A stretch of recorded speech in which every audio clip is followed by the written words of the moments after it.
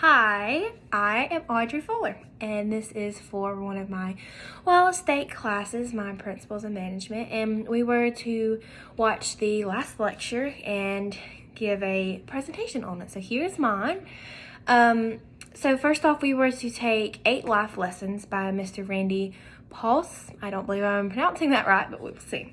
So the ones that I took from his entire lecture, first off, he just absolutely blew my mind with having the medical condition that he had and how just his whole entire attitude about the entire situation. I can't say that I would be as positive as he would be in that kind of situation. He only is given, I think he said 3 to 6 months to live, and he is just absolutely living his life to the fullest. And I think that's one lesson in general that we can all take from that. But my main 8 topics that I took, I'm not sure if these are the exact ones, but this is what I personally took, and that's what I feel like I should talk on. So the very first one was parents, mentors, and students. Not really students in my case right now. I'm not a teacher of any kind, but parents and mentors. I can easily say I have no idea where I would be without my parents today.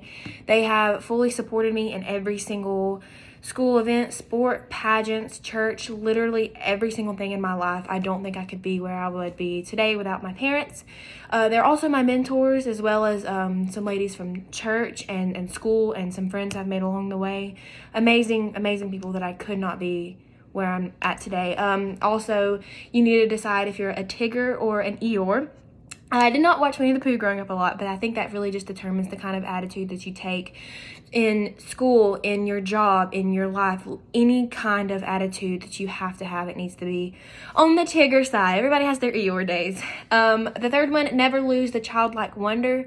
The first thing that popped into my head was, when a child jumps into a pool or something, you just don't think, you just have that leap of faith and that trust in somebody catching you. And I really think that even though there might not be somebody catching you, you really need to have that childlike wonder of what's going to happen if I jump, what's going to happen if I don't jump. So let me just go ahead and do it. And that's the thing that you need to have with, again, school, life, business, whatever you want to do it with. The fourth one I had was help others. That should just go without saying. God served for us, we should serve for him. Vice versa, you can never give too much. Loyalty is a two-way street.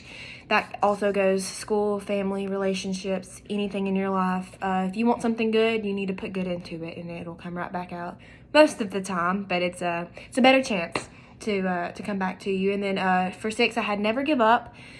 One of those things, he said that he just kept calling into that university, and they let him in. So that can apply to anything else in your life. You never really need to give up, because you never know when that final straw that'll break the camel's back is. You need to show gratitude. Out of all the amazing things that you've been blessed with, any opportunities that you've been blessed with, you have to be grateful for those, or else you'll miss the little ones that come here and come there. And finally, I have don't complain, just work harder. Complaining and crying is not going to get you anywhere. So you're going to have to work hard. You're going to have to put effort into things, or else it's just not going to get done. No one else is going to do it for you your entire life. The 3 most important words that I believe he gave as advice is just tell the truth. Lying is not going to get you anywhere in life. It's not going to get me anywhere. Whoever's watching this, my teachers, my students, or the people in my class, you just have to tell the truth. It'll set you free, as you hear.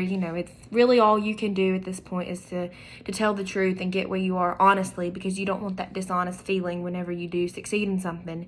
You want to know that you got that honestly and truthfully. His 5 words that are most important to live by, I couldn't really decide which ones he really emphasized on, so I also had play the hand you're dealt, as well as life is to be lived. Play the hand you're dealt, I'll touch on more in here just a second. But life is to be lived. You only get one. And whether you have a medical disease like Mr. Randy did and you only have a certain amount to live, or you were just healthy and you're doing your own thing, you have to live it. You only get one. There's nothing else you can do about it. And then play the hand you're dealt. He says we cannot change the cards we're dealt, just how we play the hand. And I think that is just, you're given tough things in life, and there's nothing you can do about it. If God saw fit to give you that, he knows that you can handle it. And so in our assignment, it asks us to describe a tough hand that we've been dealt. And gratefully, I have had a very blessed life. I've been raised in church, and I've had a good community to be raised in, and a good family, a very stable home life, so I can't complain. I did have a grandfather to pass away when I was about 11 years old, and everybody, you hear everybody has a grandparent that passes away, and it's usually not that big of a deal. But that one was, I won't say my favorite, but it was definitely one of my top ones. I had always looked forward. He was a teacher at my high school. I'd always really looked forward to being with him and making him proud of me. And that was one of my main mentors, going back to what I had said in one of his 8 lessons. He was the mentor that I really wanted to live towards. I didn't really want to please a lot of people, but he was definitely one that I did. So there was my hand. He was taken at a younger age, around in his early 60s. He had died of a heart attack.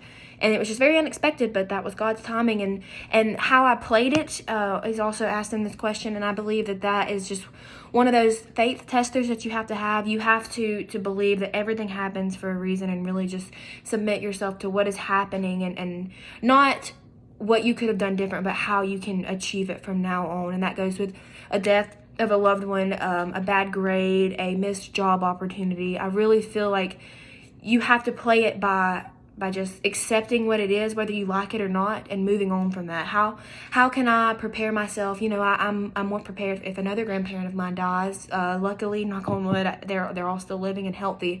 But I'm more prepared now that I've lost something that I have loved, and I can learn from that. So you have to take the things that you don't want, and you have to learn from those things going forward. And I feel like that also touches on the last question of describe how you feel you played it. It hurt. I really wish I would have opened up a little bit more about how it made me struggle. But at this point now, I can just really help people that have also lost a grandparent or lost a parent or a loved one in some kind of way. That way I know that they're not alone, I'm not alone, and I can use I wouldn't say trauma, but my bad experience to help them with theirs. So I feel like that would be a really good way to explain the hand, and how obviously I don't think that his is a little worse than mine. I do think his is worse than mine. But really from this video, you're only given one life, and he really lived his to the fullest with all of his virtual reality experiments and schooling, and how he really just took students that he knew that they could do better, and he pushed them forward. And I feel like whether you have someone in your life or not that will do that, you need to be that person for yourself. You need to push yourself forward. You need to rely on the 8 important things. You don't need to give up. You need to show gratitude. You need to tell the truth. I have all of my notes right here, so I'm picking with them. But it really is just, you have to be your own life source. You have to push yourself. You have to not give up, because the second that you give up, that opportunity could be the next door in front of you. So I really enjoyed watching this. I really took a lot from it. I really hope that it can go with me forward. And if I just rambled, I hope it can help someone else. If it doesn't help someone else, then I just talked and I learned from myself. So really, whether it gets out there and my message could get across to someone else, it's really helped me in the end. So I've really enjoyed this project, and thank you for watching.